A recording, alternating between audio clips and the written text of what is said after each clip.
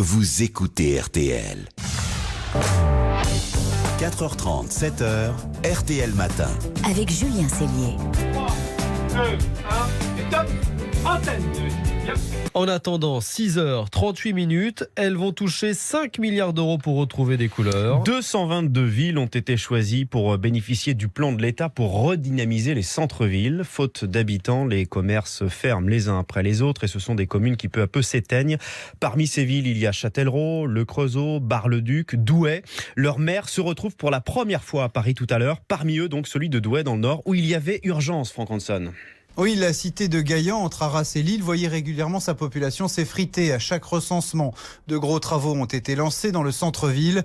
Il était temps pour s'être traité. Ça commence à bouger. Bon, c'est vrai qu'en allant vers la place Carnot, il y a beaucoup de commerces fermés. Il fallait absolument faire quelque chose pour que les gens viennent, restent au centre. Le maire de Douai, Frédéric Chiraud, entend profiter du soutien de l'État pour rendre plus attractive la ville sous plusieurs aspects. C'est un accélérateur. Depuis 4 ans, nous travaillons sans ce dispositif. Mais nous allons pouvoir accélérer et gagner quelques années. Le commerce, c'est la partie émergée de l'iceberg. Si vous avez un centre-ville Disneyland où il n'y a plus d'habitants, où il n'y a plus rien, au bout d'un moment, ça tient pas, ça vivra pas. Il faut un centre-ville vivant, avec de l'habitat de qualité. Plus de 15% des cellules commerciales restent encore vacantes, mais Sylvie Debrenne, restauratrice, espère redresser la barre. Il y a des gens qui existent encore à Douai, on a 450 commerçants. Si l'État en prend conscience et met de l'argent sur la table, tant mieux. Il ne faut pas non plus oublier que les banques sont de plus en plus frileuses pour cautionner l'installation d'un commerce. Et la municipalité a aussi recruté un manager de centre-ville pour se diversifier et intensifier ses animations. Un reportage signé Franck Hanson.